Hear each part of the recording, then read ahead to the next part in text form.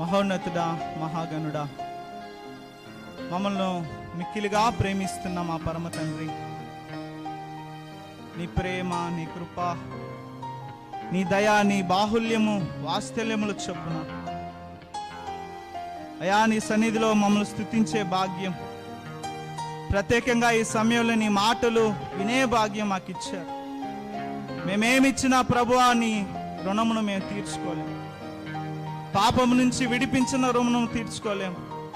కేవలం నేను స్తుతించే వారిగా మాత్రమే మేము జీవించగలం. ఈ సమయంలో నీ దాసునైనటువంటి నన్ను ప్రభువా నీ సిలువ చాటును మరుగుపరచు. నీ మాటలను ప్రభువా నాకు, మాకు, మా అందరికీ మీరు అర్థమయ్యే రీతిలో అందించమని, మా జీవితాలను మార్చుకునే మాటలు మాకు అందించమని, నీ ఆత్మ తండ్రి, నీ ఆత్మ సహాయంతో మమ్మల్ని అందరూ మీరు నడిపించమని మనలో నీ యేసు క్రీస్తు నామంలో బ్రతిమాలి అడిగి వేడుకొంచున్నాము తండ్రి, ఆమేన్. దయచేసి అందరం కూర్చుందాం. కొద్ది నిమిషాలు మనం దేవుని మాటలు విందాం. ఈ సమయంలో హిందీలోకి ట్రాన్స్లేషన్ చేయుటకు జోయల్ గారిని ప్రేమపూర్వకంగా నేను ఆహ్వానిస్తున్నాను.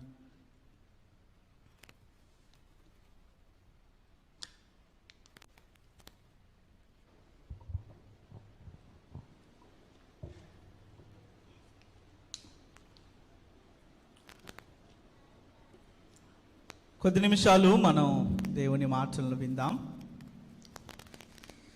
మత్తయి సువార్త 23వ అధ్యాయం 27వ వచనాన్ని ఒకసారి చదువుదాం. कुछ समय हम परमेश्वर के वचन को हम ध्यान करेंगे। मत्ती रचित सुसमाचार उसका 23वां अध्याय और उसके 27वें आयत को हम देखेंगे।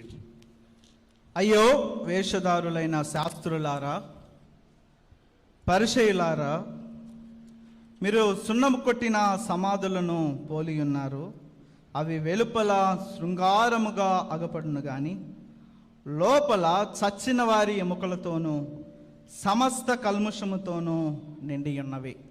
हे कपटी शास्त्रियों और फरीसियों, तुम पर हाय, तुम चूना फुरी हुई कब्रों के समान हो, जो ऊपर से तो सुंदर दिखाई देती है परंतु भीतर मुर्दों की हड्डियों और सब प्रकार की मलिनता से भरी है।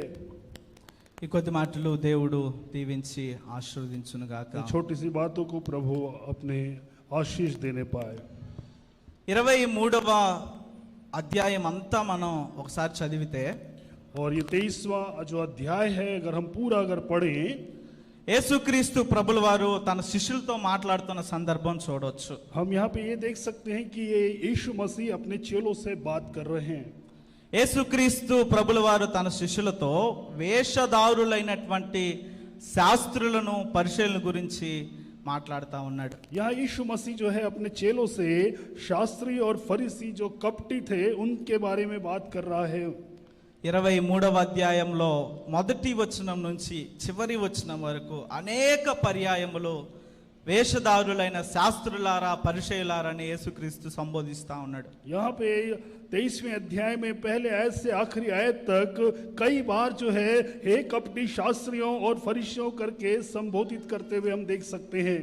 అయితే ఈ సమయంలో 27, 28 వచనాల మీద నేను కొద్ది నిమిషాలు మాటలు ధ్యానించాలని ఆశపడతా ఉన్నాను. मैं इस समय में आपके साथ जो है ये 27 और 28 आयत के पर जो है आपसे ध्यान केंद्रित कराकर वचन पे बात करना चाहता हूँ।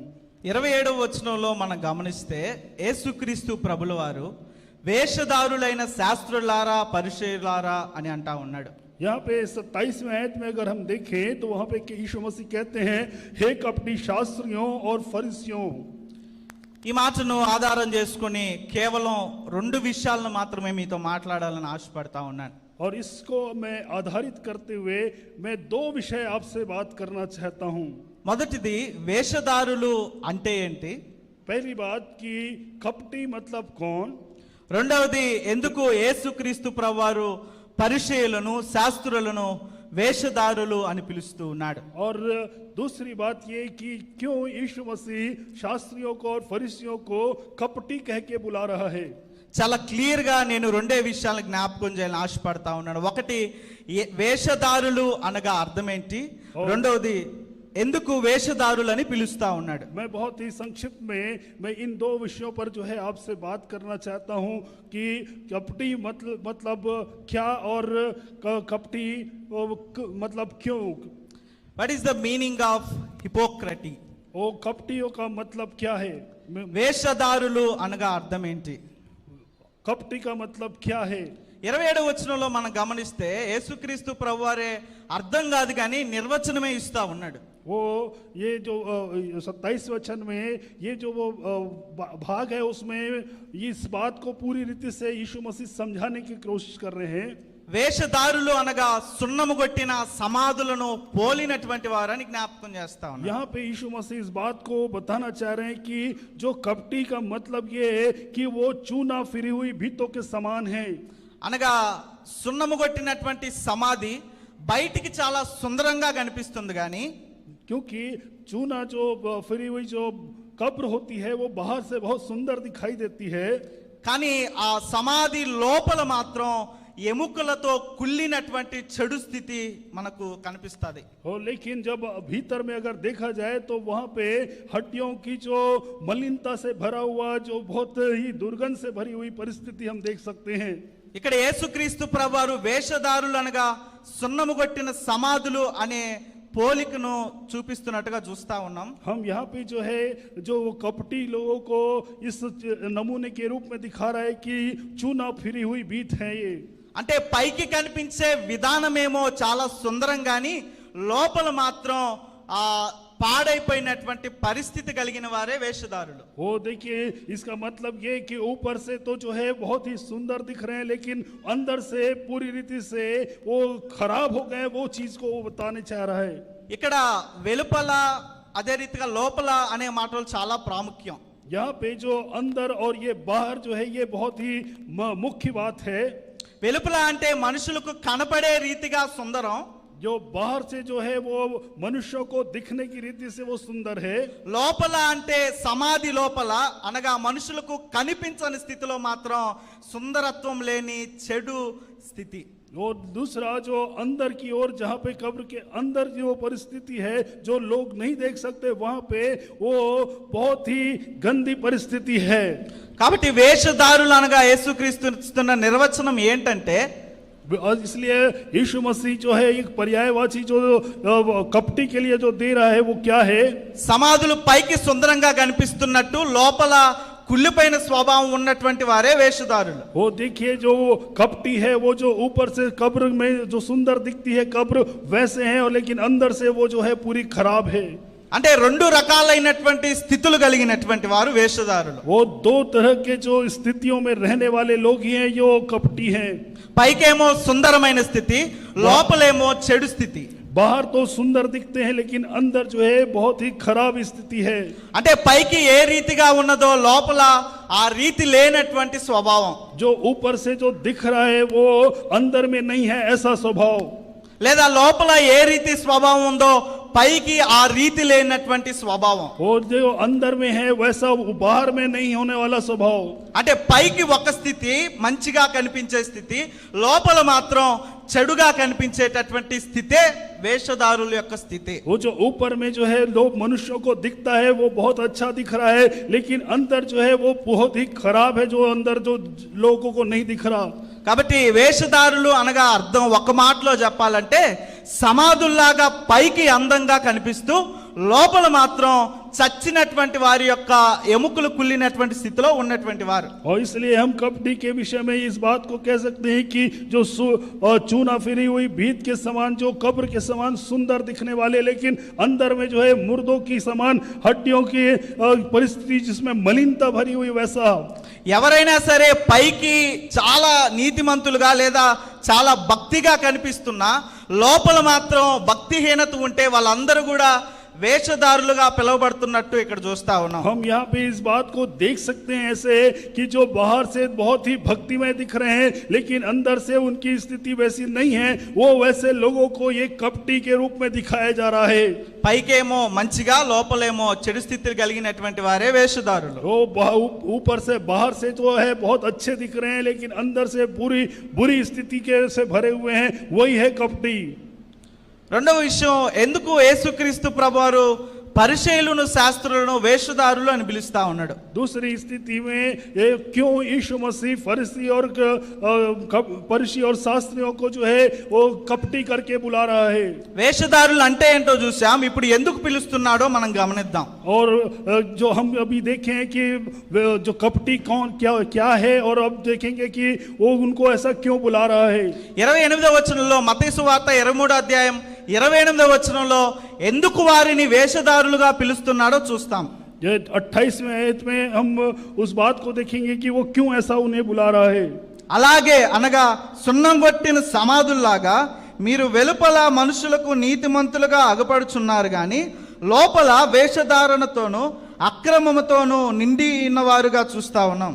यहाँ पे देखिए, इस रीति से तुम भी ऊपर से मनुष्यों को धर्मी दिखाई देते हो परंतु भीतर कपट और अधर्म से भरे हुए हो। ఎందుకు యేసుక్రీస్తు వారిని వేషధారులు అని అంటా ఉన్నాడంటే, వేషధారులకు ఉన్నటువంటి అక్షరాల బయట ఒక స్వభావం లోపల ఒక స్వభావం ఈ పరిసయ్యులకు శాస్త్రులకు ఉన్నది. ये शास्त्री और कपटियों के जीवन में ऊपर एक स्वभाव और अंदर एक स्वभाव जो था इसलिए यीशु मसीह उनको कपटी करके बुला रहा है। ఈ పరిసయ్యులు శాస్త్రులు పైకేమో మనుషులకు కనిపించే విధానంలో ఏమో నీతిమంతులు, కానీ వారి యొక్క హృదయాలలో లేదా వారి లోపల తత్వం మాత్రం కుళ్ళు కుతంత్రమైనటువంటి అక్రమమైనటువంటి పరిస్థితి. देखिए, ऊपर मनुष्यों को दिखने में ये बहुत ही धर्मी दिखाई देते हैं लेकिन अंदर जो है इनके भीतर में कपट भरा हुआ है, अधर्म भरा हुआ है और वो नाना प्रकार के बुराइयां उनके अंदर भरी हुई है। అంటే సమాధుల్లాగా పైకి నీతిమంతులుగా ఉన్నారు కానీ లోపల మాత్రం అనీతిమంతులుగా ఉన్నారు కాబట్టి వాళ్ళని వేషధారులు అని పిలుస్తా वो ఉన్నారు. समाज में दिखने के लिए तो बहुत ही धर्मी दिखाई दे रहे हैं लेकिन वो अंदर से वैसे नहीं है, इसलिए उनको कपटी करके बुला रहा है। ఇక్కడ కూడా వెలుపల లోపల అవుటర్ ఇన్సైడ్ అనేటువంటి మాటలు చాలా ప్రత్యేకం. यहाँ पे भी अंदर और बाहर जो बात है वो बहुत ही विशेष है। అంటే అవుటర్ అంటే మనుషులకు కనబడే విధంగా నీతిమంతులు, ఇన్నర్ అంటే లోపల మాత్రం అనీతిమంతులు. देखिए, वो बाहर जो है वो मनुष्यों को दिखने के लिए वो धर्मी है लेकिन अंदर में जो है ये इनके अंदर में दुष्टता भरी हुई है। పైకి కనిపించే విధానంలో ఏమో చాలా పవిత్రులు కానీ లోపల మాత్రం అపవిత్రమైనటువంటి అక్రమమైనటువంటి జీవితం వీళ్ళది. वो देखिए, वो ऊपर से दिखने में तो बहुत ही पवित्र दिख रहा है लेकिन अंदर में अपवित्रता और दुष्टता से भरे हुए हैं। అంటే రెండు స్థితులు కలిగినటువంటి ఆ మనుషులుగా వీరిని మనం చూస్తా ఉన్నాం. ये दो तरह की परिस्थिति में रहने वाले लोग हम देख सकते हैं। అంటే వేషధారులు అంటే రెండు స్థితులు కలిగినటువంటి వారు అనగా ఇదే రీతిగా పరిసయ్యులు కూడా ఈ రెండు స్థితులు కలిగినటువంటి వారు కాబట్టి వీరిని వేషధారులు అని పిలుస్తా ఉన్నాడు. तो कपटी का मतलब दो तरह के जीवन को जीने वाले, दो स्थिति में रहने वाले लोग हैं, इसलिए कपटी जो शास्त्री और फरीसी हैं कपटी इसलिए कह रहे हैं कि ये लोग भी वैसे ही जीवन जी रहे थे। వీరు పైకి కనిపించేదంతా కూడా కేవలం లోపల కనిపించే అంత నీతి మొత్తం వాళ్ళలో లేదని యేసుక్రీస్తు జ్ఞాపకం చేస్తా ఉన్నాడు. वो यीशु मसीह इस बात को याद दिला रहे हैं कि ये जैसा ऊपर से दिखाई दे रहे हैं वैसा इनके भीतर में नहीं है, उस बात को वो याद दिला रहे हैं। మత్తయి సువార్త 6వ అధ్యాయం మొదటి 2 వచనాలు మనం గమనిస్తే, मत्ती रचित समाचार उसका 6वां अध्याय उसके पहले 2 आयत को अगर हम ध्यान दें, ఈ పరిసయ్యులు వేషధారులు అనబడినటువంటి ఒక ఉదాహరణ మనకు అక్కడ కనిపిస్తా ఉంది. यहाँ पे परिस्थितियों का जो एक उदाहरण जो है उनके जीवन का देख सकते हैं। వీళ్ళు ధర్మం చేసేటటువంటి విధానం పైకేమో మనుషులకు కనపడాలని, देखिए, उनका जो धर्म के काम जो है मनुष्यों को दिखने के लिए లోపల మాత్రం మనుషులకు మాత్రమే కనపడాలన్నటువంటి ఉద్దేశంతో ధర్మం చేస్తా ఉన్నారు. और ये जो धर्म के जो काम ये कर रहे हैं केवल ये मनुष्य ही देखे इसके लिए वो काम को कर रहे हैं। అంటే ఇక్కడ వేషధారణ అంటే అర్థం ఏంటంటే यहाँ कपटी का यहाँ मतलब क्या है? ధర్మం చేసేటప్పుడు మనుషులు చూడడం వేషధారణ కాదు, धर्म के काम करते समय मनुष्य देखना ये कपटीपन नहीं है। మనుషులు చూడాలనే ధర్మం చేయడం వేషధారణ. वो मनुष्यों को दिखाने के लिए ही धर्म के काम करना ये कपटीपन है। అంటే ఎందుకు వీరిని వేషధారులుగా పిలుస్తున్నాడంటే వీరు పైకి వాళ్ళ తాపత్రయం ఏంటంటే మేము మనుషులు కనబడాలి. वो देखिए इनको इसलिए कपटी करके बुला रहा है कि इनकी जो सबसे बड़ी उनकी इच्छा यही है कि हम लोगों को बाहर दिखें। లోపల మాత్రం ఆ పవిత్రమైనటువంటి లేదా ఆ నీతి సంబంధమైనటువంటి జీవితం మాత్రం ఉండదు. लेकिन उनके अंदर में वो पवित्र जीवन वो धर्मी जीवन उनके अंदर में नहीं रहता। అందుకే ఈ మత్తయి సువార్త 6:2 చాలా క్లియర్ గా రాయబడింది, వీళ్ళు ధర్మం చేయడం అనేది పైకి సంబంధించిన విషయం కానీ లోపల మాత్రం మనుషులకు కనబడాలనేటువంటి ఆ వేషధారణ ధర్మం వీళ్ళలో ఉన్నది. वो देखिए यहाँ पे 6वें अध्याय उसके पहले 2 आयत में बहुत स्पष्ट लिखा हुआ है कि इनका जो धर्म के काम जो है वो लोगों को दिखने के लिए, लेकिन अंदर से जो है इनके अंदर वो जो कार्य है वो धर्म के नहीं है। అంటే ఇక్కడ వారు చేసే మంచి పని వేషధారణ కాదు కానీ మనుషులకు కనబడాలని మాత్రం చేసేటటువంటిదే వేషధారణ. वो ये अच्छे काम यदि ये कर रहे हैं तो वो कपटीपन नहीं है, लेकिन ये मनुष्यों को दिखाने के लिए या मनुष्य देखे लोग बढ़ाई करे इसके लिए करना जो है ये है कपटीपन। అంటే వీరు చేసే సహాయం వేషధారణ కాదు, మనుషులకు కనబడాలని చేసే సహాయం వేషధారణ. ये जो सहायता कर रहे हैं ये कपटीपन नहीं है, लेकिन ये मनुष्यों को दिखाने के लिए वो कार्य जो कर रहे हैं ये सहायता कर रहे हैं ये है कपटीपन। కేవలం ఈ ధర్మ సంబంధమైనటువంటి లేదా సహాయం చేసే గుణంలో మాత్రమే కాదు కానీ 6వ అధ్యాయం 5-7 వచనాల్లో కూడా మరొక సందర్భం మనకు కనిపిస్తది. वो देखिए सिर्फ ये दान धर्म करने के काम में ही इनका जो कपटीपन नहीं दिखता, ये 5वें और 6वें आयत में अगर 6वें अध्याय 5वें और 6वें आयत में देखें तो वहां पे भी एक बात हमको दिखती है। ప్రార్థన చేసే విషయంలో కూడా వీళ్ళకు వేషధారణ అనేటువంటి ఉదాహరణ మనం చూడొచ్చు. यहाँ पे हम देख सकते हैं कि प्रार्थना करने के विषय में भी उनका कपटीपन हम देख सकते हैं। పైకేమో భక్తి పరులుగా ప్రార్థన చేయాలనే స్వభావం కానీ లోపల మాత్రం మనుషులు కనబడాలని ప్రార్థన చేసే స్వభావం. वो देखिए वो ऊपर से जो है प्रार्थना करना चाह रहे हैं, लेकिन दूसरा मन में जो है इनकी है कि लोग इनको देखें। అంటే ప్రార్థన చేసేటప్పుడు మనుషులు చూడడం వేషధారణ కాదు కానీ మనుషులు చూడాలని మాత్రమే ప్రార్థన చేయడం వేషధారణ. वो देखिए प्रार्थना करते समय मनुष्यों को देखना जो है ये कपटीपन नहीं है, लेकिन केवल मनुष्यों को दिखाने के लिए हम प्रार्थना कर रहे हैं वो कपटीपन है। అంటే పైకి ఒక ఉద్దేశం లోపల మరొక ఉద్దేశం, ఇదే వేషధారణ. वो देखिए वो ऊपर से एक उद्देश्य है और अंदर में दूसरा एक उद्देश्य है, यही जो है ये कपटीपन है। వీరిని వేషధారులుగా పిలవబడడానికి గల కారణం అదే. పైకేమో ఒక రీతిగా కనిపిస్తున్నారు కానీ లోపల మాత్రం వేరొక అక్రమమైనటువంటి స్థితి వాళ్ళలో దాగుంది. वो देखिए यही जो है ऊपर से एक तरह से दिख रहे हैं, लेकिन अंदर में जो है इनका एक और मन है, यही इनका कपटीपन है।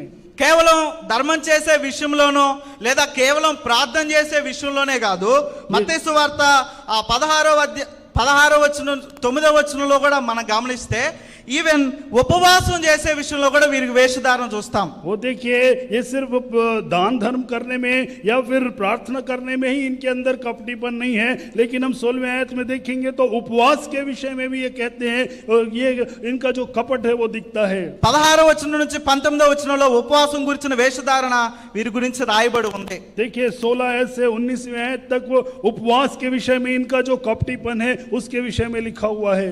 అంటే పైకేమో దేవునికి ఉపవాసం ఉంటున్నామనే పేరు కానీ లోపల మాత్రం మనుషులకు మేము ఉపవాసం ఉన్నామని కనబడాలనేటువంటి పరిస్థితి. वो ऊपर से तो ये दिखाने की कि हम प्रभु के लिए उपवास कर रहे हैं, लेकिन अंदर से इनके मन ये है कि लोगों को दिखाने के लिए ये उपवास कर रहे हैं। ఇక్కడ కూడా ఉపవాసం చేసేటప్పుడు మనుషులు చూడడం వేషధారణ కాదు, మనుషులు చూడాలనే ఉపవాసం చేయడం వేషధారణ. वो देखिए मनुष्य हम जब उपवास करें मनुष्य देखे ये वो कपटीपन नहीं है, लेकिन मनुष्यों को दिखाने के लिए दिखावे के लिए हम उपवास करते हैं वो कपटीपन है।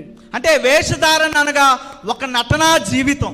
वो कपटीपन का मतलब है कि एक नाटकी जीवन, అంటే వేషం వేసుకున్నటువంటి ఒక భయంకరమైనటువంటి జీవితం. वो एक वेश धारणा किया हुआ एक भयंकर जीवन है ये. పైకేమో ఈ పరిసయ్యులు పేదలకు సహాయం చేస్తున్నట్టు కనిపిస్తున్నారు, దేవునికి ప్రార్థన చేస్తా కనిపిస్తున్నారు, దేవునికి ఉపవాసం ఉన్నట్టుగా కనిపిస్తున్నారు. కానీ देखिए बाहर से तो ये लोगों को दान धर्म कर रहे हैं दिख रहे हैं, प्रार्थना कर रहे हैं दिख रहे हैं, उपवास कर रहे हैं दिख रहे हैं, लेकिन కానీ లోపల మాత్రం మనుషులకు కనబడాలని ధర్మం, మనుషులకు కనబడాలని ప్రార్థన, మనుషులకే కనబడాలని ఉపవాసం ఈ లోపల సందర్భం వాళ్ళది.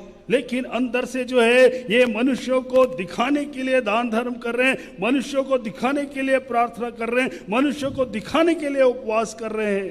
అందుకే వీరు మనుషులు ఉన్నటువంటి సమాజ మందిరంలోకి వెళ్ళి లేదా మనుషులు ఉన్నటువంటి సమాజంలోకి వెళ్ళి ధర్మం చేస్తారు. वो इसलिए ये जो जहाँ मनुष्य हैं रहते हैं वहां जाकर जो है अपने दान धर्म करते हैं. मनुष्य जहाँ पे दिखते हैं वो उस आराधनालय में जाकर वहां पे वो जो है प्रार्थना करते हैं. అదే రీతిగా ప్రార్థన కూడా ఆ సమాజం ఉన్నప్పుడు లేదా ఆ సమాజ వీధులలోనో బిగ్గరగా పెద్దగా విస్తారమైనటువంటి సందర్భముకు సరిపోనటువంటి ప్రార్థన చేస్తారు. और ऐसा है कि वो समाज के मंदिर में यानी आराधनालय में वहां पे खड़े होके वो बड़े चिल्ला चिल्ला कर जो है वो अब दिखाने के लिए वो प्रार्थना करते हैं.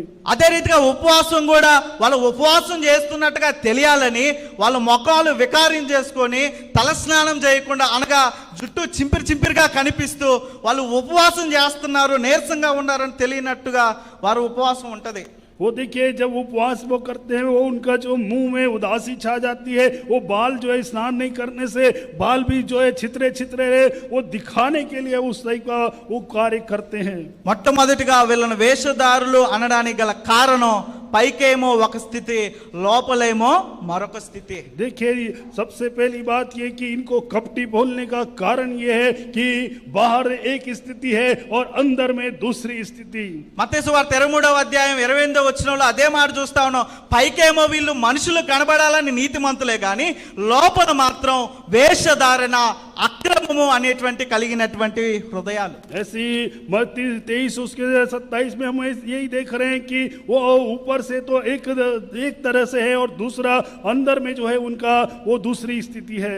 కేవలం పరిచయులు శాస్త్రులు మాత్రమే కాదు కానీ మనం ఎవరమైనా సరే పైకి ఒకలా లోపల ఒకలా మన ప్రవర్తన ఉందంటే మనం కూడా ఈ పరిచయుల శాస్త్రుల పక్కన మన పేరు కూడా పెట్టుకోవాలి. तो देखिए सिर्फ ये फरीसी और शास्त्रियों के विषय में नहीं, यदि हमारा जीवन भी ऐसा ही अगर है कि बाहर में एक तरह से और अंदर एक है, तो हमको इन फरीसी और शास्त्रियों के सामने अपना भी नाम लगाना पड़ेगा.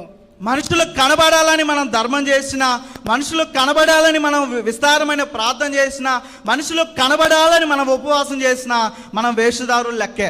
यदि मनुष्यों को दिखाने के लिए हम दान धर्म कर रहे हैं, मनुष्यों को दिखाने के लिए हम प्रार्थना कर रहे हैं, मनुष्यों को दिखाने के लिए अगर हम उपवास कर रहे हैं, तो ये वो कपटीपन हमारे अंदर में भी है. మనం సహాయం చేసేటప్పుడు మనుషులు చూడడం వేషధారణ కాదు, మనం ధర్మం చేసేటప్పుడు మనుషులు చూడడం వేషధారణ కాదు, మనం ఉపవాసం చేసేటప్పుడు మనుషులు చూడడం వేషధారణ కాదు.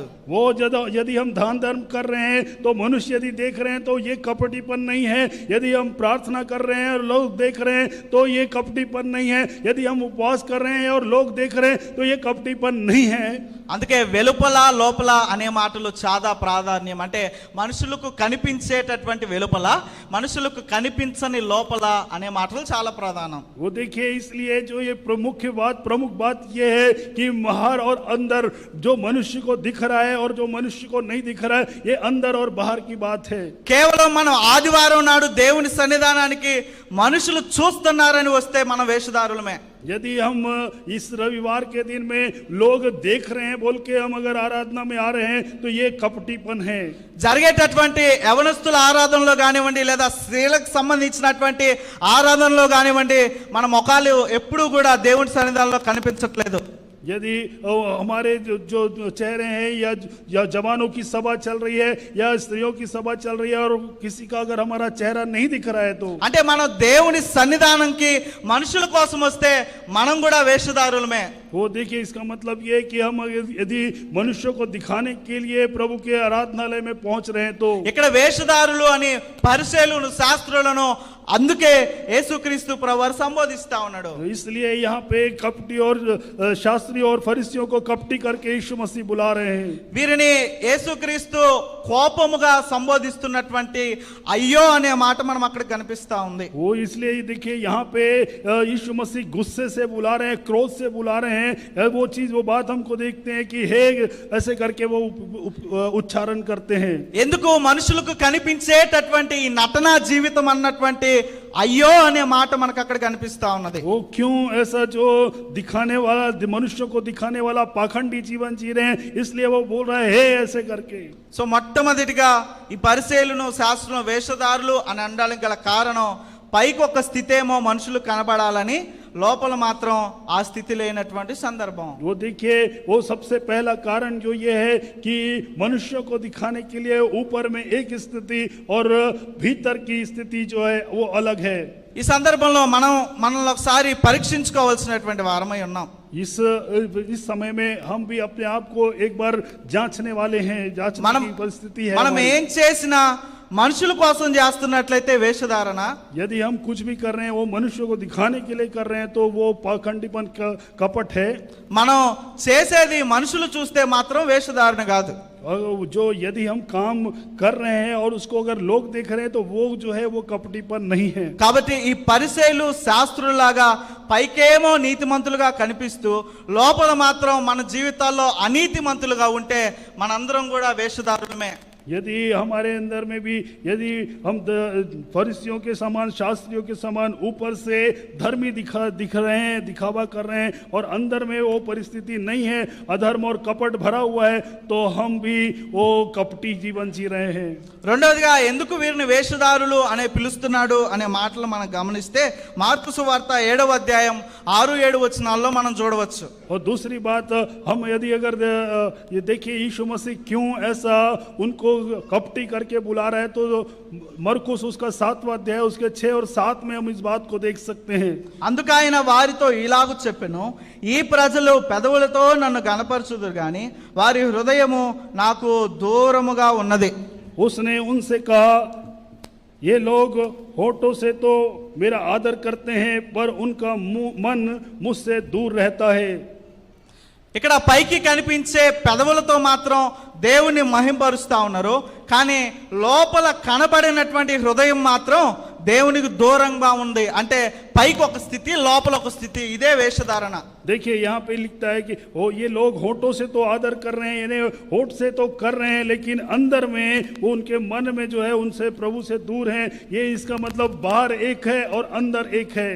రెండోదిగా వీళ్ళని వేషధారులుగా పిలవడానికి గల కారణం పైకేమో వారి ప్రార్థనల ద్వారా, వారి ఉపవాసం ద్వారా, వారి పాటల ద్వారా, వారు దేవుని వాక్యాన్ని చెప్పేటటువంటి వాటన్నిటి ద్వారా దేవుని గణపరుస్తున్నారు. కానీ वो देखिए वो प्रार्थनाओं के द्वारा से, उपवास के द्वारा से, प्रभु के वचन सुनाने के द्वारा से वो सारी स्थितियों में जो है वो प्रभु की महिमा तो कर रहे हैं. మనుషులకు కనబడని లోపల ఉన్నటువంటి ఈ హృదయం మాత్రం దేవునికి దూరంగా పెట్టుకొని ఉన్నారు. लेकिन मनुष्य को जो दिखता नहीं है वो जो मन है, वो मन जो है प्रभु से दूर रखे हुए हैं ये लोग. అంటే ఇక్కడ మనుషులకు కనిపించేదేమో ఒక స్థితి, మనుషులకు కనబడనిదేమో లోపల మరొక స్థితి. ఇదే వేషధారణ. वो देखिए मनुष्यों को दिखने वाली एक स्थिति है और जो मनुष्य को नहीं दिख रही है वो एक स्थिति है. यही है कपटीपन. వీరి పాటలతో, మాటలతో, వీరి దేవుని వాక్యాన్ని చదివేటటువంటి ఆ ధ్యానములతో దేవుని ఎంతగానో వాళ్ళు బయట కనిపించే ఈ పెదవులతో గణపరుస్తారు. కానీ देखिए वो गीतों के द्वारा से, वचन के द्वारा से और जो लोगों को दिखता है उन सारी स्थितियों में वो बहुत अच्छे से होठों से प्रभु को महिमा देते हैं. लेकिन కనిపించని హృదయం అనేటువంటి దానిలో హృదయ ఆలోచనలు కానీ లేదా ప్రవర్తించేటటువంటి తీరు మాత్రం దేవునికి దూరమైన తీరు. लेकिन जो अंदर से जो प्रभु को स्तुति करना है, आराधना करना है, वो जो स्थिति है वो जो है प्रभु से इनके मन दूर हैं. మనం కూడా మన పాటలతో, మన మాటలతో, మనం చెప్పేటటువంటి దేవుని వాక్యముతో కేవలం మన పెదవులతో, అంటే బయటికి కనిపిస్తే సందర్భంలో ఉండి మన లోపల మాత్రం మన జీవితం లోపల హృదయంలో మాత్రం మాట పాట దేవుని వాక్యం లేకపోతే మనము వేషధారులమే. देखिए, अगर हम बाहर से अगर हम गीत के द्वारा से वचन के द्वारा से हम बात कर रहे हैं, होठों से हम बात कर रहे हैं, लेकिन अंदर में हमारे जीवन में वो गीत और वो स्तुति वो बात नहीं है, तो हम भी कपटी हैं. పైకి కనిపించే ఈ పెదవులు మనుషులకు కనిపిస్తున్నాయి కాబట్టి దేవుని గణపరుస్తున్నారు, కానీ లోపల కనిపించిన హృదయం మనుషులకు కనబడదు గనక వారికి ఇష్టం వచ్చినట్టు దేవునికి దూరంగా ఉన్నారు. वो देखिए, जो बाहर से दिखने वाला ये होठ है, वो होठ से तो वो जो है वो लोगों को दिख रहा है, इसलिए उससे प्रभु की स्तुति जरूर कर रहे हैं, लेकिन जो अंदर का जो मन है वो लोगों को नहीं दिख रहा है, इसलिए वो प्रभु से दूर करके वो प्रभु की स्तुति उससे नहीं हो रही है. అందుకే ప్రకటన గ్రంథం 3వ అధ్యాయం 20వ వచనంలో ఇలాగుండు రాయబడి ఉన్నది, ఇదిగో నేను తలుపు నొద్ద నిలుచుండి తట్టుచున్నాను, ఎవడైనాను నా స్వరము విని తలుపు తీసిన ఎడల నేను అతని యొద్దకు వచ్చి అతనితో నేనును నాతో కూడా అతను భోజనం చేయను అనే మాట చూస్తా ఉన్నాం. वो देखिए, और प्रकाशित वाक्य उसके 3 अध्याय उसके 20 आयत में वो लिखा हुआ है, देख मैं द्वार पर खड़ा हुआ खटखटाता हूँ, यदि कोई मेरा शब्द सुनकर द्वार खोलेगा तो मैं उसके साथ उसके भीतर आकर उसके साथ भोजन करूंगा, ऐसा वहां पे वचन कहता है. అంటే ఇక్కడ తలుపు అంటే మన ఇంటికో లేదా మన గృహాలకు ఉన్నటువంటి తలుపు కాదు, కానీ మన హృదయం అనేటువంటి తలుపు దగ్గర దేవుడు తడతా ఉన్నాడు. देखिए, ये हमारे घर का कोई दरवाजा या घर का कोई डोर नहीं है जो हम खोलेंगे, लेकिन ये प्रभु जो है हृदय रूपी जो हमारा हृदय है, हमारा जो मन है, उसके विषय में वो कह रहा है. పైకేమో ఒక జీవితం జీవిస్తూ లోపల ఒక జీవితం జీవిస్తున్న వేషధారాన్ని దేవుడు ఎందుకు అలా జీవిస్తా ఉన్నావు, జీవిస్తే చల్లగానైనా ఉండు వెచ్చగానైనా ఉండు అన్నటువంటి ఆ మాటతో దేవుడు తడతా ఉన్నాడు. वो देखिए, प्रभु जो है जो कपटी जीवन जी रहे हैं उनसे ही कह रहा है कि अरे ओ तू क्यों ऐसा जीवन जी रहा है, या तो तू गर्म रहे या ठंडा रहे, ये गुनगुना जीवन मत जी करके वो बुला बोलते हुए अपने हमारे हृदयों को वो खटखटा रहा है. దేవుడు ఇక్కడ పైకి గణపరిచే పెదవులను తట్టడం లేదు, కానీ కనిపించని లోపల ఉండే హృదయాన్ని తడతా ఉన్నాడు. అంటే మార్చుకోవాల్సినది లోపల ఉన్నటువంటి హృదయం. वो देखिए, जो ऊपर से दिख रहा है उस होंठ को वो नहीं खटखटा रहा है, लेकिन वो हमारे हृदय को जो मन जो है वो जो दिखता नहीं है उसको खटखटा रहा है, क्योंकि बदलने की जरूरत, वो मन को बदलने की जरूरत है. అందుకే ఆంధ్ర క్రైస్తవ కీర్తనలో 310వ సంకీర్తనలో పులిపాక జగన్నాథం రాసిన పాటలో అనేక సత్యమైన వాక్కులు మనకు కనిపిస్తాయి. वो देखिए, इसलिए आंध्र क्राइस्तव कीर्तन के पुस्तक में जो है एक गीत है जो पुलिपात जगन्नाथ ने लिखा हुआ है, वो बहुत ही सारी सच्चाइयों को उसमें प्रकट करता है. वो 3వ చరణంలో మనం కనిపిస్తే ఎంతసేపు దేవుని నిలవబెట్టి ఆ దేవుని లోపలికి రానివ్వనటువంటి వేషధారణ జీవితం జీవిస్తారన్న మాట మనకు అక్కడ కనిపిస్తుంది. वो वहां पे तीसरे वचन में वहां पे लिखता है कि कितने देर तुम उसे बाहर खड़ा करके और उसको भीतर आने नहीं दोगे, इस विषय में लिखता है. దేవుని ఎంతసేపు పరునిగా చేసి ఆ హృదయం బయట నించోబెడతారన్నటువంటి కీర్తన ఆ కీర్తనలో మనం గమనించవచ్చు. वो क्यों कितनी देर उसको पराया बना के कितनी देर उसे बाहर रखोगे करके वो वचन जो है याद दिलाता है. హృదయం అనే తలుపు దగ్గర దేవుడు నించొని తడుతూ ఉన్నటువంటి మాట ఆ కీర్తనలో మనం చూస్తాం. वहां पे वो हृदय को वो बैठ कर वहां पे वो खटखटा रहा है करके उस बात को हम देख सकते हैं. అంటే దేవుడు పైకి ఒక రీతిగా కనిపిస్తూ లోపల ఒక రీతి కనిపించేటటువంటి వేషధారణ జీవితాన్ని దేవుడు కోప్పడతా ఉన్నాడు. वो देखिए, जो बाहर से एक और अंदर से एक जीवन जी रहे हैं, वैसे जीवन को देखकर प्रभु जो है क्रोधित हो रहा है. సో ఈ పరిచయులను శాస్త్రులను దేవుడు వేషధారులు అని పిలవడానికి గల కారణం ఈ పైకేమో దేవుని గణపరుస్తా ఉన్నారు, కానీ లోపల మాత్రం హృదయం మాత్రం దేవునికి దూరంగా ఉన్నటువంటి పరిస్థితి. इसलिए फरीसियों को शास्त्रियों को प्रभु इसलिए वो डांट रहा है, क्योंकि होठ से तो वो बाहर से तो वो दिखा रहे हैं उसकी आराधना कर रहे हैं करके, लेकिन उनका जो मन है वो प्रभु से दूर है.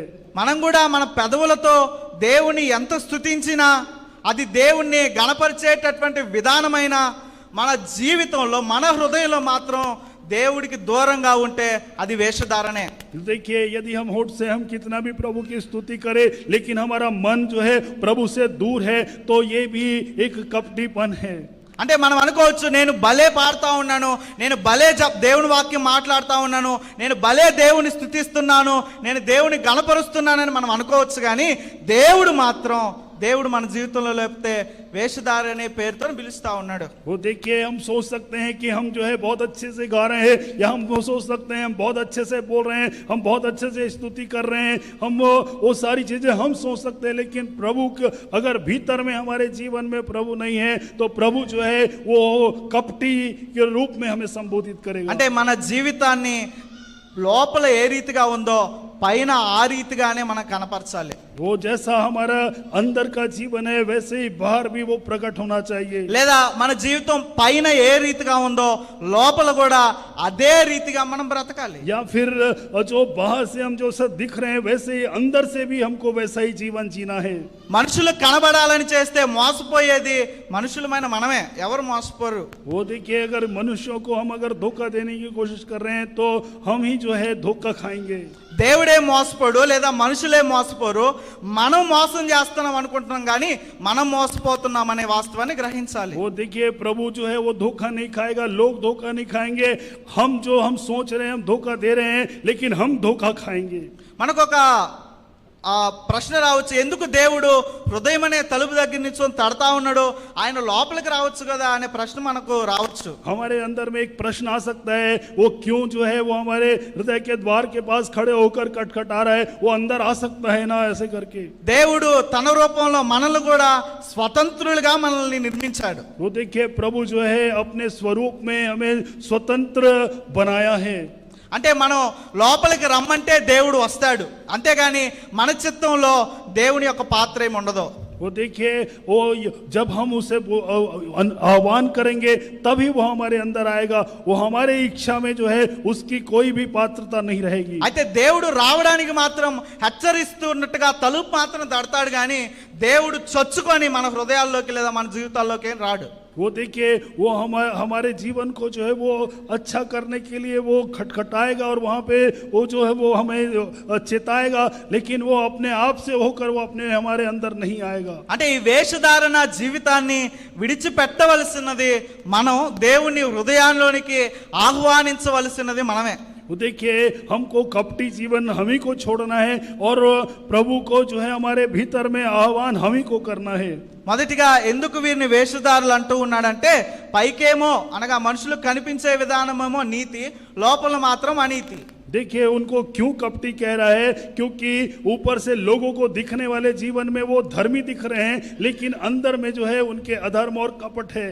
రెండోదేమో పైకి కనిపించే పదవులతో మాత్రం గణపరుస్తున్నారు, కానీ కనిపించని లోపల హృదయం మాత్రం దేవునికి దూరంగా ఉంచుకొని ఉన్నారు. वो देखिए, जो दूसरी बात ये है कि वो होठों से तो प्रभु की जो लोग देख रहे हैं उसमें प्रभु की स्तुति कर रहे हैं, लेकिन उनके जो मन हैं वो प्रभु से दूर हैं. మనం కూడా పైకి నీతిమంతులుగా కనిపిస్తూ లోపల అక్రమమును కనిపెట్టుకొని ఉంటే మనం కూడా వేషధారులమే. वो यदि अगर हम भी अपने हमारे जीवन में ऊपर से बहुत ही धर्मी दिखाई दे रहे हैं और अंदर में दुष्टता भरी हुई है तो हम भी जो है वो कपटी हैं. పైకి మనం దేవుని ఎంత కనపరిచినా లోపల హృదయం మాత్రం దేవునికి దూరంగా ఉంచితే మనం కూడా ఈ పరిశీల పక్కన మన పేరు కూడా పెట్టుకోవాలి. वो यदि ऊपर से हम कैसे भी बहुत ज्यादा धर्मी के रूप में दिखाएं, लेकिन अंदर में अगर हमारा कपट और अधर्म का जीवन है तो हमको भी अपना जो नाम है उन कपटी शास्त्रियों और फरीसियों के साथ रखना पड़ेगा. అంటే ఒక మనిషి రెండు స్థితులను కలిగి ఉండడమే వేషధారణ అని ఇక్కడ జ్ఞాపకం చేయబడతా ఉంది. यहाँ पे इसी बात को स्मरण कराया जा रहा है कि एक मनुष्य की दो स्थिति जो रहती है वही जो है ये कपटीपन है. ఒకసారి మత్తయి సువార్త 23వ అధ్యాయం 15వ వచనంలో మనం గమనిస్తే, एक बार मत्ती रचित समाचार उसका 23वां अध्याय उसका 27वां वचन अगर हम ध्यान दें, అదే రీతిగా 14వ వచనం కూడా మనం గమనించినట్లయితే, यदि हम 14वें वचन को भी अगर हम ध्यान दें, 15వ వచనంలోనేమో ఈ పరిసయ్యులు శాస్త్రులు వారి మతంలో కలుపుకోవడానికి శతవిధాలుగా ప్రయత్నిస్తున్నట్టుగా చూస్తా ఉన్నాం. यहाँ पे 15वें वचन में वो अपने मत में लाने के लिए और जो है प्रयास कर रहे हो ऐसा हम देखते हैं. కానీ దేవుడు మాత్రం 14వ వచనంలో మీరు వేషధారులుగా జీవిస్తూ అనేక మందిని వేషధారులుగా చేస్తూ మీరు పరలోకంకి వెళ్లకుండా వాళ్ళను కూడా పరలోకంకి వెళ్లకుండా చేస్తున్నారని దేవుడు జ్ఞాపకం చేస్తా ఉన్నాడు. यहाँ पे प्रभु इस बात को याद दिला रहा है, हे कपटी शास्त्री और फरीसियों, तुम पर है, तुम विधवाओं के घरों को खा जाते हो और दिखाने के लिए बड़ी देर तक प्रार्थना करते हो, इसलिए अधिक दंड मिलेगा, ऐसा यहाँ पे लिखा हुआ है। అంటే దేవుడు ఇక్కడ ఎందుకు వారిని వేషధారులుగా పిలుస్తూ ఉన్నాడు అంటే వేషధారి అయినటువంటి జీవితం జీవించొద్దని. ये देखिए वो इसलिए कपटी करके बुला रहा है, क्योंकि वो चाहता है कि तो तुम कपटीपन या कपटी जीवन मत जियो। इसलिए మనం కూడా అటువంటి రెండు స్వభావాలను కలిగి ఉంటే దేవుడేమి మనల్ని వేషధారులుగా కోప్పడటం లేదు కానీ ఆ రీతిగా జీవించొద్దని జ్ఞాపకం చేస్తా वो ఉన్నాడు. देखिए अगर यदि हम भी वैसा कपटी जीवन जी रहे हैं या दो स्थिति में जीवन जी रहे हैं, तो प्रभु जो है हमको याद दिला रहा है कि ऐसा जीवन हमको नहीं जीना है। ఎందుకంటే ఈ 14వ వచనంలో చూస్తా ఉన్నాం, వేషధారులుగా జీవించేటటువంటి వారు దేవునితో సహవాసం చేయలేరు, అనగా దేవుని రాజ్యానికి వెళ్ళలేరు. ఎవరినైతే ఆ మతంలో కలుపుకుంటారో వాళ్ళను కూడా నాశనం చేసేటటువంటి సందర్భం. देखिए यहाँ पे 13वें आयत में हिंदी बाइबल में लिखा हुआ है कि वो स्वयं तो वो स्वर्ग में प्रवेश नहीं करेंगे और दूसरों को भी उसमें प्रवेश करने वालों को करने नहीं देते हैं, ऐसा करके वो याद दिला रहा है। అంటే ఎందుకు దేవుడు వేషధారులుగా జీవించొద్దని చెప్తా ఉన్నాడంటే, అరే మీరు నాశనమైందే కాకుండా మీరు శతవిధాలుగా మతంలోకి కలుపుకొని వారిని కూడా ఎందుకు నాశనం చేస్తారు అనేటువంటి దేవుని బాధ. वो देखिए प्रभु की जो तकलीफ है या दुख जो है ये है कि अरे तुम तो नाश हो रहे हो, तुम नाश होने के साथ साथ अपने मत में दूसरों को मिला के उनको भी नाश कर रहे हो, ये प्रभु की तड़प है। అందుకే ఇక్కడ అయ్యో అనే మాట ఏం జ్ఞాపకం చేస్తుందంటే, మీరే నాశనం అవుతూ మరలా మీరు ఇంకొకరిని నాశనం చేస్తున్నారనే మాటని ఇక్కడ ప్రభు జ్ఞాపకం ये చేస్తారు. देखिए वो हाय बोल के इसलिए वहां पे वो पुकार रहा है, क्योंकि तुम खुद नाश होके दूसरों को भी नाश कर रहे हो, इसलिए वहां पे वो हाय कर रहा है। అంటే దేవుడు మనల్ని వేషధారులు అనడం కానీ లేదా పరిసయ్యులు శాస్త్రులు వేషధారులు అని అనడం దేవుని ఉద్దేశం కాదు. फरीसियों और शास्त्रियों को कपटी बुलाना उसका उद्देश्य नहीं है। మీరు నాశనం అయితే నాశనం అయ్యారు, మీరు జీవిస్తే వేషధారణలో జీవించారు, మరలా కొత్తగా దేవుని ఆ సన్నిధానికి కానివ్వండి లేదా దేవుని మార్గంలోకి వచ్చేవారిని కూడా ఎందుకు నాశనం చేస్తారనే దేవుని బాధ. वो देखिए तुम नाश हो रहे हो, तुम जो है बर्बाद हो रहे हो, वहां तक तो ठीक है, तुम जो दूसरे नए आ रहे हैं उनको भी तुम नाश कर रहे हो, ये प्रभु की तकलीफ है। అంటే మన వేషధారణ మనకే కాదు, మనల్ని చూసి దేవుని సన్నిధానానికి వచ్చే వారికి కూడా ప్రమాదం అని ప్రభు జ్ఞాపకం చేస్తా ఉన్నాడు. प्रभु इस बात को हमको याद दिला रहा है कि यदि हम कपटी जीवन अगर हम जी रहे हैं तो वो उस जीवन से वो हमारा ही नुकसान नहीं, वो जो हमारे साथ और दूसरे जो आ रहे हैं उनको भी नुकसान है। इसलिए మనల్ని చూసి దేవుని సన్నిధానానికి వచ్చినా లేదా మనమే అనేక మందిని దేవుని సన్నిధానం నడిపించినా మనం వేషధారణతో జీవిస్తే వారు కూడా మనలాగే జీవించేటటువంటి వారుగా ఉండొచ్చు. वो देखिए अगर यदि हम जो है दूसरों को लेके आ रहे हैं और दूसरों को हम जो हमको देखकर जो आ रहे हैं, यदि हम अपना जीवन कपटी जीवन जीते हैं तो उनका जीवन भी हमको देखकर वो हमारे अनुसार जीवन जिएंगे और वो नाशवान जीवन होगा। అందుకే ఇక్కడ 14వ వచనంలో మీరు దేవుని రాజ్యంలో ప్రవేశించరు, ప్రవేశించే వారిని కూడా ప్రవేశించరు, అంటే అంత భయంకరమైనటువంటిది వేషధారణ జీవితం. वो देखिए यहाँ पे एक भयंकर जो कपटी जीवन जो है यहाँ पे 13वें आयत में यहाँ पे लिखा हुआ है, स्वयं ही तुम तो ना तो स्वयं ही उसमें प्रवेश करते हो और ना उसमें प्रवेश करने वालों को प्रवेश करने देते हो। ఒక వ్యక్తి ఇలా అన్నాడు, వ్యభిచారి కంటే వేషధారి చాలా ప్రమాదం అంట. देखिए एक व्यक्ति कहता है कि एक व्यभिचारी से ज्यादा एक कपटी जो है बहुत ही नुकसानदायक है। అంటే వ్యభిచారి వాడు లోపల ఏ రీతిగా ఉన్నాడో బయటికి కూడా అదే రీతిగా కనిపిస్తాడు, కానీ వేషధారి మాత్రం బయటికి కనిపిస్తున్నట్టు మాత్రం లోపల ఉండడని దాని అర్థం. एक व्यभिचारी जो है जैसा वो अंदर है वैसा वो बाहर दिखता है, लेकिन कपटी जो है जैसा वो अंदर है वैसा वो बाहर नहीं दिखता। కాబట్టి పరిసయ్యులను శాస్త్రులను వేషధారులుగా ఎందుకు పిలుస్తున్నాడంటే వాళ్ళు రెండు పడవల మీద కాలేసినటువంటి స్థితిలో ఉన్నారు వాళ్ళు. वो क्योंकि इसलिए उनको कपटी बुला रहा है क्योंकि वो दो नाव में अपने पैर को रखे हुए हैं।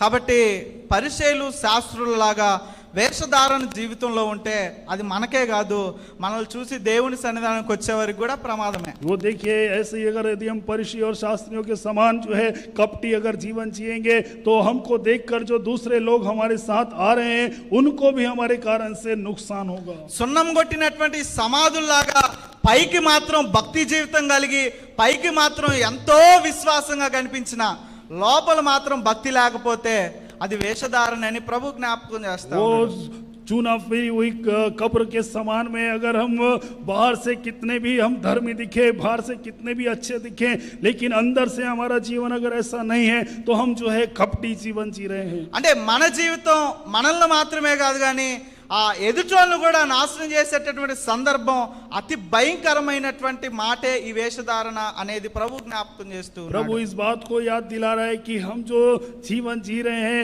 वो अगर यदि वो कपटी जीवन है और तो दूसरों के लिए ये बहुत ज्यादा खतरनाक और बहुत ज्यादा नुकसानदेह है, इस बात को याद दिला रहा है। కాబట్టి పరిసయ్యులను శాస్త్రులను మనకెందుకు దేవుడు జ్ఞాపకం చేస్తా ఉన్నాడంటే మనము ఆ రెండు స్వభావాలతో కాకుండా ఒకే స్వభావంతో జీవించాలి. इसलिए प्रभु हमको कपटी और शास्त्रियों के विषय में याद दिला रहा है, क्योंकि प्रभु चाहता है कि हम दो स्वभाव नहीं लेकिन एक ही स्वभाव के साथ अपने जीवन को जिए। అంటే యథార్థమైనటువంటి వారిగా మనం జీవించాలి. एक धार्मिक जीवन जो है, एक धर्मी जीवन हमको जीना है। లోపల ఏ రీతిగా ఉన్నామో బయట కూడా అదే రీతిగా మనం జీవించాలి. वो जैसा हम अंदर से है वैसा ही बाहर भी हमको वैसा ही जीवन हमको जीना है। మోసపోకుడి దేవుడు వెక్కిరించబడు అనే మాట మనం చూస్తే దాని అర్థం మనం మోసం చేస్తామని మనం అనుకుంటున్నాం కానీ దేవుడు మనల్ని మోసం చేస్తున్నాడని మనం అర్థం చేసుకోలేకపోతా ఉన్నాం. वो देखिए धोखा ना खाओ, प्रभु जो है वो ठट्टों में नहीं उठाया जाता। उस वचन के अनुसार जो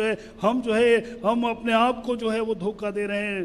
పౌలు కూడా జ్ఞాపకం చేస్తాడు. యెషయా గ్రంథంలో ఉన్నటువంటి మాటను పౌలు తీసుకొని రోమా పత్రికలో అయ్యో మీ వలనే కదా అన్ని జనుల మధ్య దేవుని నామం దూషింపబడుతుంది అనే మాట కూడా మనం చూస్తాం. देखिए पौलुस भी जो है रोमियो की पत्री में इस बात को याद दिला रहा है, यशायाह की पत्री में जो लिखा हुआ है तो तुम्हारे कारण से ही जो है प्रभु का नाम दूषित हुआ है, इस बात को वो याद दिला रहा है। అంటే ఈ పరిచయుల్లాగా శాస్త్రుల్లాగా మనం కూడా ఎంతో విశ్వాస జీవితాన్ని కలిగి ఉన్నటువంటి వారిగా కనబడతాం కానీ లోపల మాత్రం మన జీవితం మాత్రం ఎంతో పాపం కలిగినటువంటి జీవితం. वो देखिए ऐसे ही फरीसी और शास्त्रियों के समान हमारा जीवन बाहर से तो बहुत ही अच्छा दिखता है लेकिन अंदर में जो है हमारे मलिनता भरी हुई है। కాబట్టి దేవుడు అయ్యో అనే మాటను మనం జ్ఞాపకం చేసుకుంటే అది దేవుడు ఎంతో బాధపడుతూ నాశనం చేశారు అన్నటువంటి ఆ పదము ఆ అయ్యోలో మనం గమనించవచ్చు. वो हाय जो है वो इस बात को इंगित करता है कि अरे वो कितना उसको तकलीफ हो रहा है कि वो तुम कैसे नाश हुए जा रहे हो, इस बात के लिए। కాబట్టి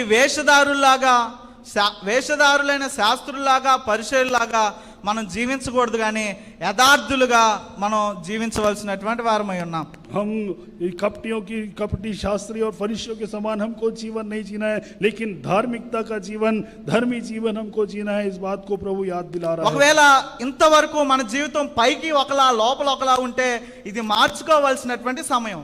यदि अगर हमारा जीवन अभी भी यदि ऊपर से अलग और दूसरे अंदर से अलग है तो एक बार उसे बदलने की जरूरत है।